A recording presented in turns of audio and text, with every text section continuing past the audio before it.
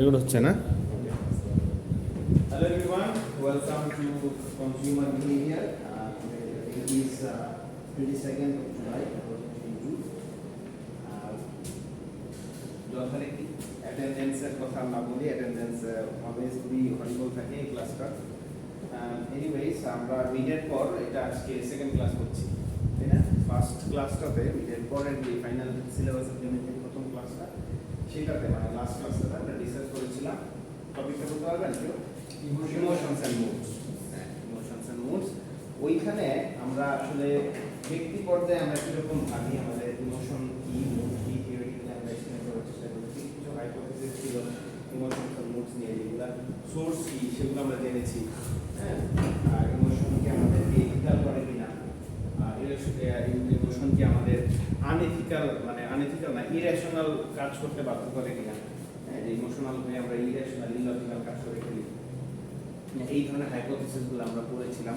তারপর ইমোশনের কিছু সোর্স আছে, যে ইমোশনের সোর্সটা কোথায়। হ্যাঁ, এটা একটা ছিল যে পার্সোনালিটি, এক নম্বর সোর্সটাই ছিল পার্সোনালিটি। আজকে আমরা তো লাস্ট ক্লাসে একটু মানে আমাদের ব্যক্তি পর্যায়ে ভিতরে অ্যাজ এ হিউম্যান বিং আমরা কী করে করি সেটা ছিল।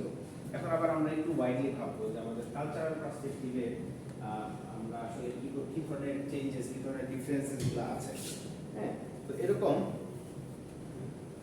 একটা জিনিস হচ্ছে কালচারাল ডাইভার্সিটি। এইখানের অনেক কিছু আপনারা হয়তো অন্যান্য কোর্সে পেয়েছেন, যারা অর্গানাইজেশনাল বিহেভিয়ার কোর্স করেছেন, এটা কিন্তু behaviour related course. So organizational বিহেভিয়ারের অনেক টপিক আপনারা কনজিউমার বিহেভিয়ারেও আপনারা ওভারল্যাপিং পাবেন, আর কি অনেক টপিক আছে যেটা আপনারা মিল পাবেন।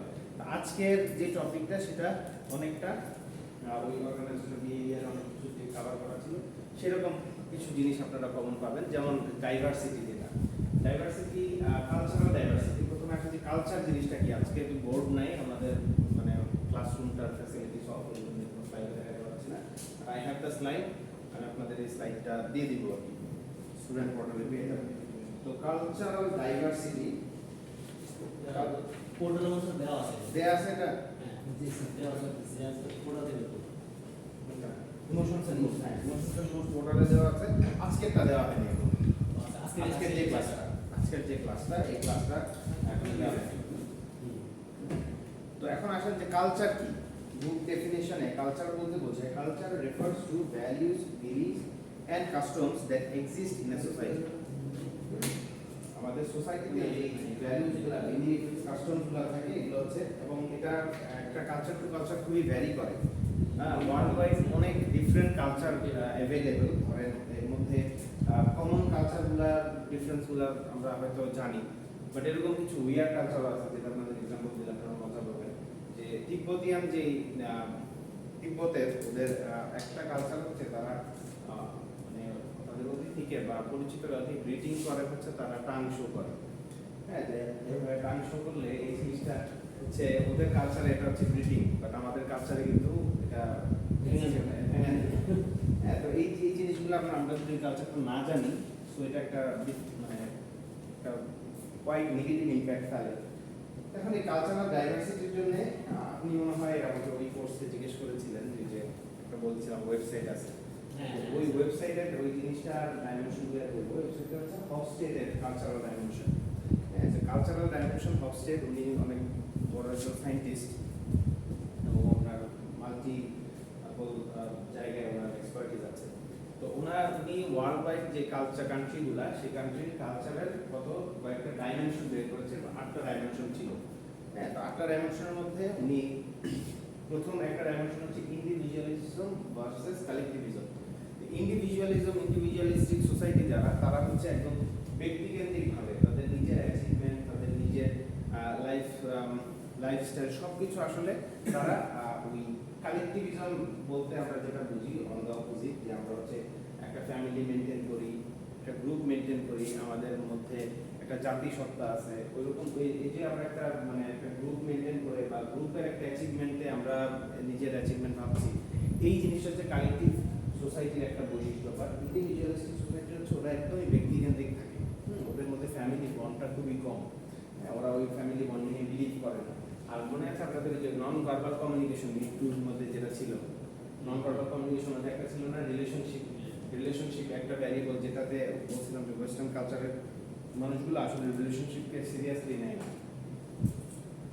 ওরা আপনার সাথে ফ্রেন্ডলি ভাবে কথা বলবে, খাবে, বাইরে ঘুরতে যাবে, বাট ওদের ইমোশনাল যে অ্যাটাচমেন্ট সেটা খুবই কম। তো আমরা যারা একদম স্ট্রং বন্ডিং এ বিলিভ করি, তারা ওদের সাথে ফ্রেন্ডশিপ করতে গেলে বা কোনো রিলেশনশিপে যেতে গেলে দেখা যাবে যে আমরা অনেক সময় হতাশ হই যে এই মানুষটা এত পরিচিত অথচ আমার জন্য কিছু করলো না। হ্যাঁ, তারপর ধরেন আমার এক স্যারের ইউনিভার্সিটির স্যারের ওনার একটা এক্সপিরিয়েন্স এরকম ছিল, যখন স্টুডেন্ট ছিলেন তখন উনি ওনার সেমিস্টারের সময় আর ফ্রেন্ড ছিল ভালো, পাশাপাশি আইডি ছিল।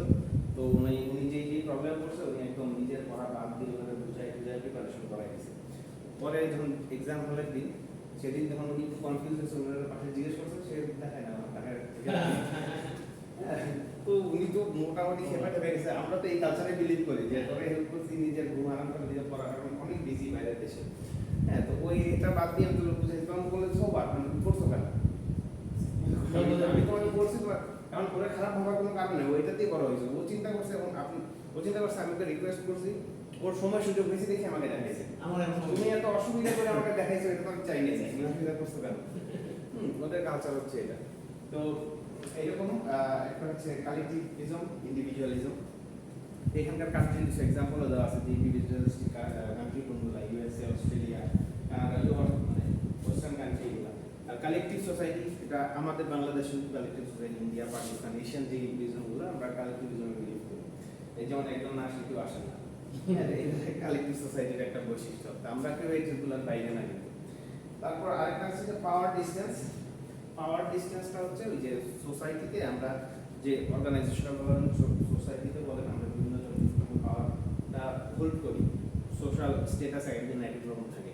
তো ওই অনুযায়ী আমাদের টাকা, ফাইন্যান্সিয়াল স্টেবিলিটি বলেন, এগুলো বলেন, সেই অনুযায়ী আমাদের যে পাওয়ারটা আছে সেটা আমরা কতটা এক্সারসাইজ করি সেটা হচ্ছে পাওয়ার ডিসটেন্স। মানে আপনি অনেক বড় জব করেন, আমি একটু কম বড় জব করি, তো সেই ক্ষেত্রে আপনি পাওয়ার ডিসটেন্সটা কীরকম, এটা অর্গানাইজেশনের মধ্যে দেখবেন যে পাওয়ার ডিসটেন্স এক্সিস্ট করে। কোনো কোম্পানি আছে যে উপরের লেভেলের কারোর সাথে কথাই বলা যায় না, হ্যাঁ, যাওয়া জীবনে চেহারাই দেখেন না এমডি।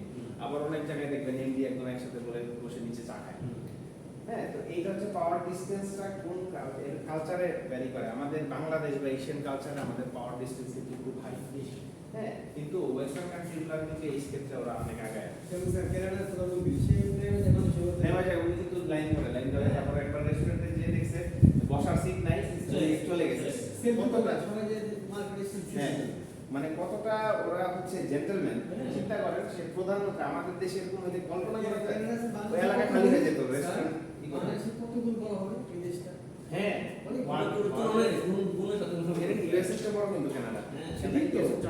কানাডার অনেক জায়গা আছে এখন আনএক্সপ্লোর, মানে ওখানে এমন মানুষ যায়, এরকম জায়গা আছে বহু।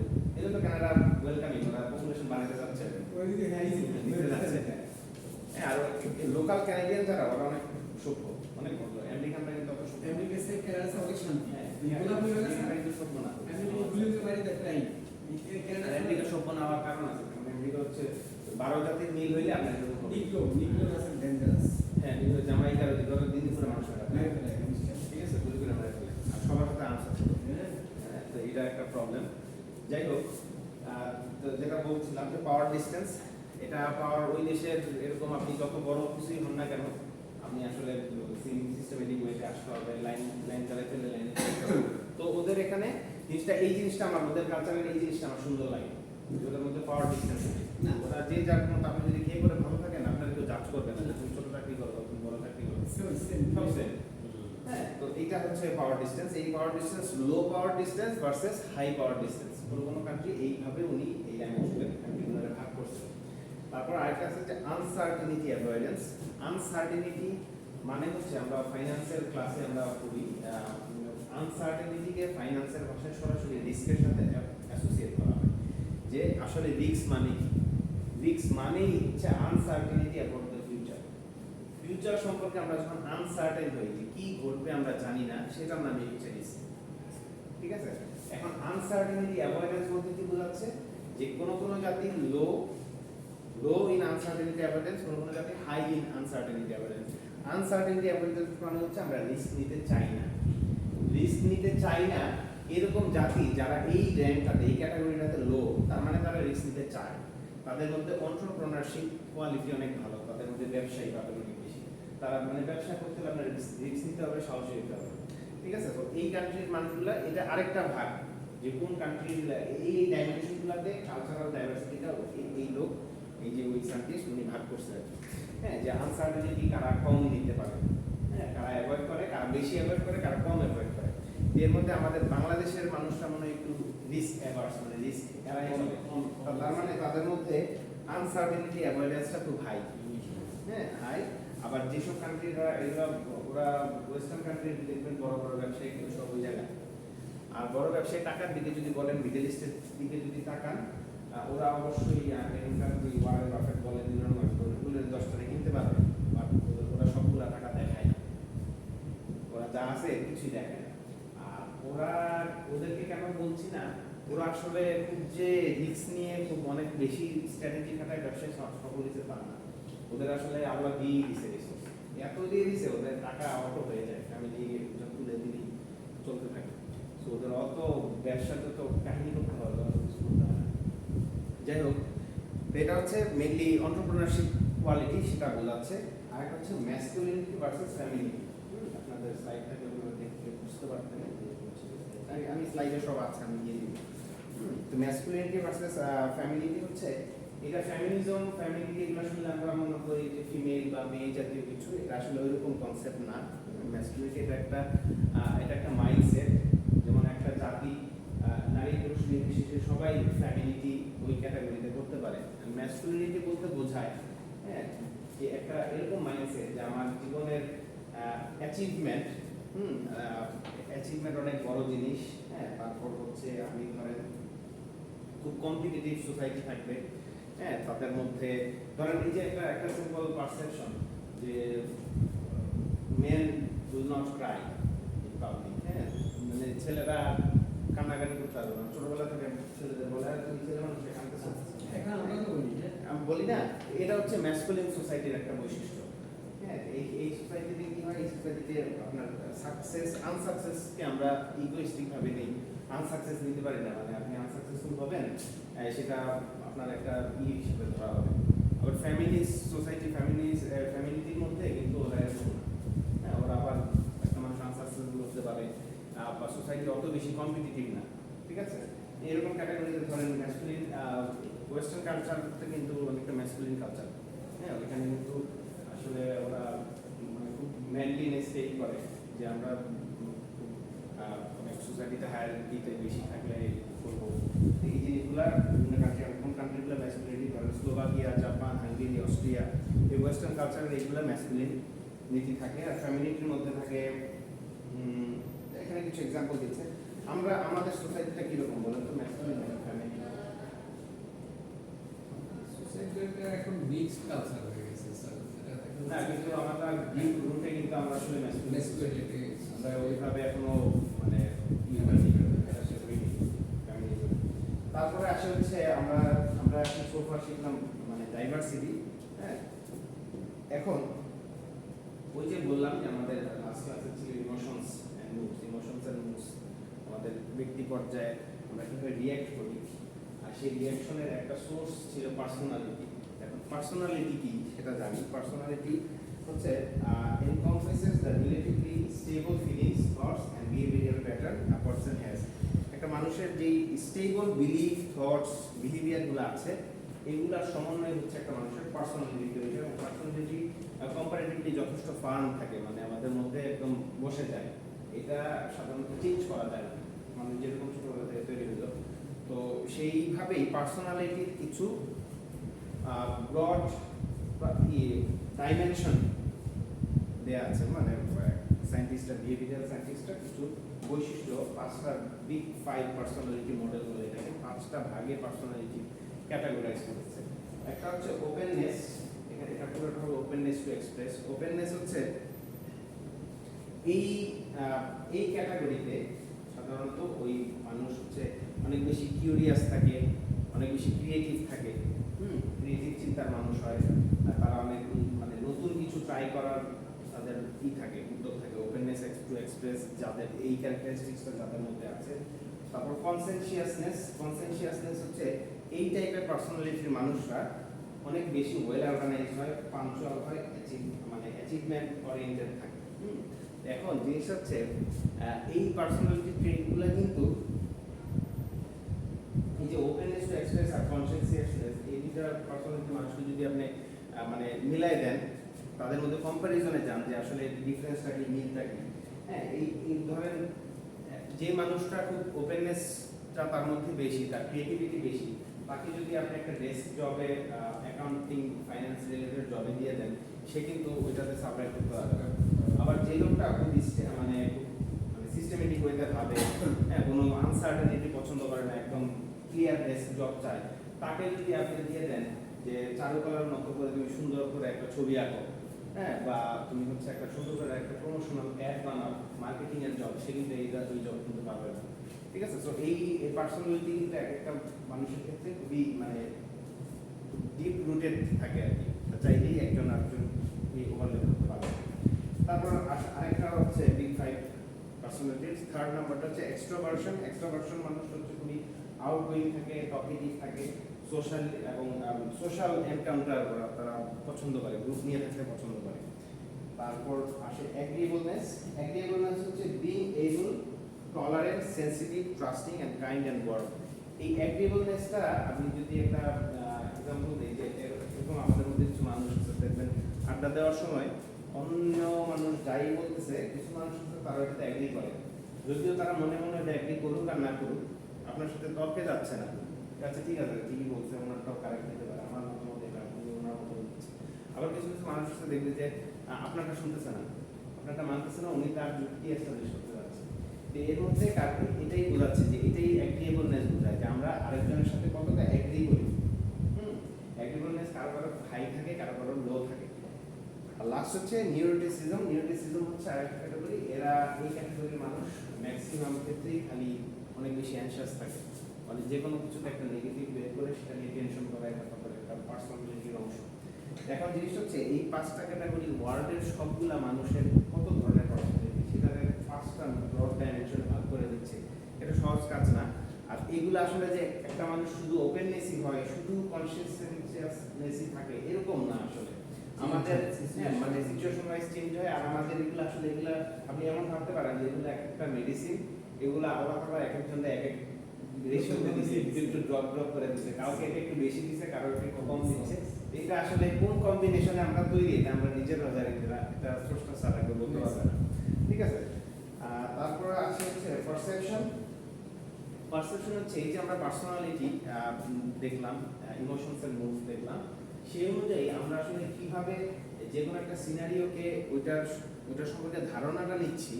হ্যাঁ, ধরেন এটার কি বলা যায় যে আমরা আসলে প্রত্যেকটা আকাশটা মেঘগুলা সরা, আপনি ব্রাউন কালার সানগ্লাস পরছেন, আমি পিঙ্ক কালার সানগ্লাস পরছি, আপনি আকাশের মেঘ দেখেন ব্রাউন কালার, আমি দেখি পিঙ্ক কালার।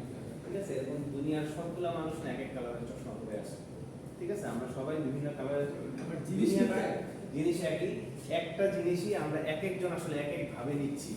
এইটা ডিপেন্ড করে আমার পার্সোনালিটির উপর, এবং এই যে নিচ্ছি, এই যে আপনি ওই কালারে দেখছেন, এটা হচ্ছে আপনার পারসেপশন। ঠিক আছে? কিভাবে আমরা সিচুয়েশনটাকে পারসিভ করি। অর্গানাইজেশনাল বিহেভিয়ারে এরকম ছিল না, এরকম ছিল এক্স্যাক্টলি। বিগ বিগ ফাইভ নিয়ে ছিল, এটা মানে আপনাদের এডুকেশনে পড়াইছিল, এডুকেশনে পড়াইছিল। আমরা ফিজিক্যালি করতেছি বিগ ফাইভ মানুষের উপর পড়ে যায়। এটা এগুলো আসলে কমন মডেল, তো এগুলো সব বিহেভিয়ার সব ধরনের কোর্সে আপনারা পাবেন। হ্যাঁ, এবং এটা ইম্পর্টেন্ট এক্সামের জন্য। তারপরে আছে কিছু হচ্ছে কমন শর্টকাটস ইন জাজিং পিপল। মানুষকে জাজ করার জন্য আমরা কিছু কমন শর্টকাট ইউজ করি সাবকনশিয়াস মাইন্ডলি। একটা শর্টকাট হচ্ছে সিলেক্টিভ পারসেপশন।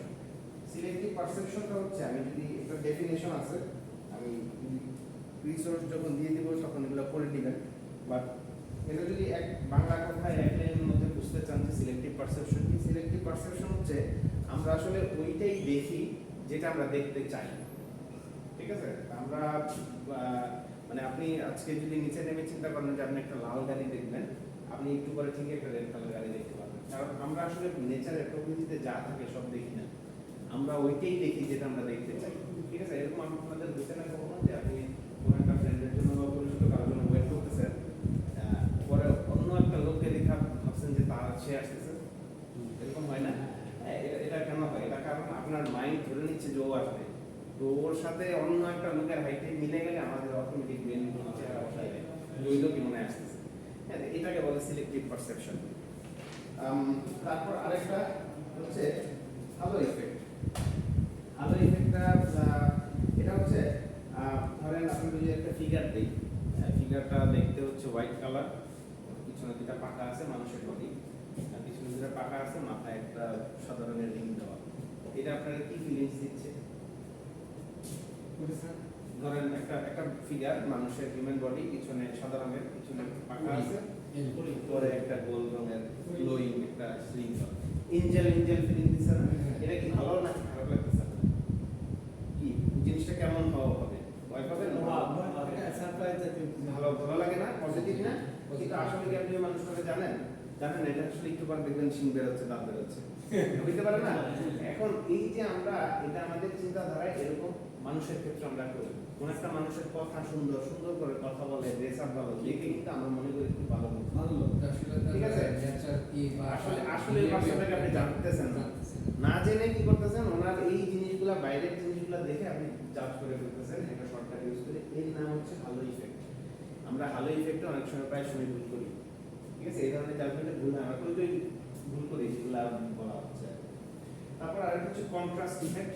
কন্ট্রাস্ট ইফেক্টটা হচ্ছে সাধারণত কাউকে জাজ করা তার ইমিডিয়েট আশেপাশের সেম ক্যাটাগরির কোন একটা পারসেপশন থেকে তার ওখানে আমাদের যে এক্সপেরিয়েন্সটা হইলো সেটার বেসিসে আরেকজনকে জাজ করা, যার সাথে তার কোনো কানেকশন নাই আসলে। হ্যাঁ, এটা সবচেয়ে বেশি ইন্টারভিউ বোর্ডে হয়। কারণ আপনি কাউকে রিক্রুট করবেন, চাকরি দিবেন, ইমিডিয়েট একজন আসলো, তার আপনার একদমই ভালো লাগে না, কিচ্ছু করবেন, একটু ডিসগাস্টিং লাগলো, তারপরে যখন একটু বেটার করলো তার অনেক ভালো মনে হচ্ছে, আরে এটা একটু পারফেক্ট, ওটা তো কি ছিল। অথচ দুইটা একদম আলাদা জিনিস। এই লোক যদি ওকে ছাড়া প্রথমে আসতো, দেখা গেল তাকে অত ভালো বলতো না। তাকে ভালো বলার উদ্দেশ্য হচ্ছে অন্য তার বাজে এক্সপেরিয়েন্সটা তার এখানে কাজ করতেছে। এরকম ভুল আমরা করি কিন্তু।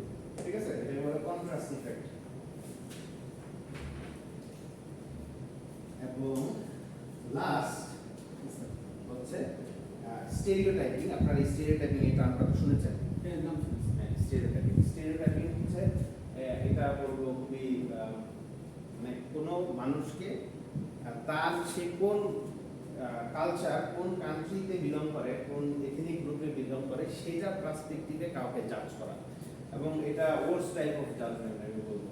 হ্যাঁ, কোনো মানুষ কোন রিলিজিয়াস গ্রুপের থেকে আসছে, কোন ব্যাকগ্রাউন্ড থেকে আসছে, সেই অনুযায়ী কখনোই কাউকে জাজ করা যায় না।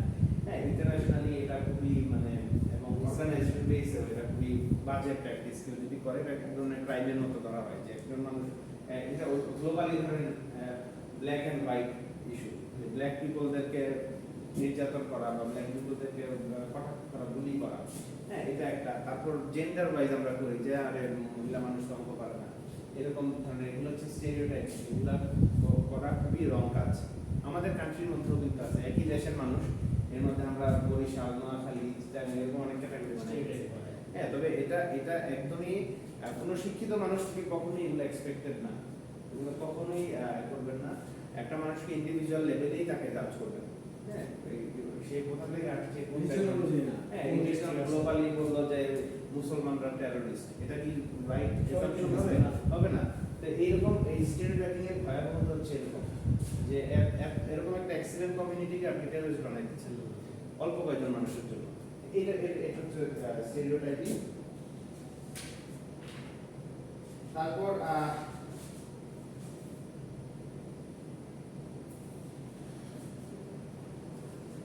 আমরা এই স্লাইডে আরো আছে, কমন কিছু বায়াস এন্ড এররস। এগুলা কমন বায়াস এররসগুলো আমরা নেক্সট ক্লাসে কভার করার চেষ্টা করব, আজকে এগুলো ধরছি না। হ্যাঁ, এই দুইটা মিলাই যে স্লাইডটা দিব, এই স্লাইডটা দুইটা মিলাই একটা স্লাইড হবে, খুশিতে আপনাদের দিয়ে দিব। ঠিক আছে, সো ইনশাআল্লাহ that's all for today. Thank you sir, see you in the next class. আগে এখানে কি করে জানবেন? ইনশাল্লাহ না ফিজিক্যালি এক্সাম দিয়েন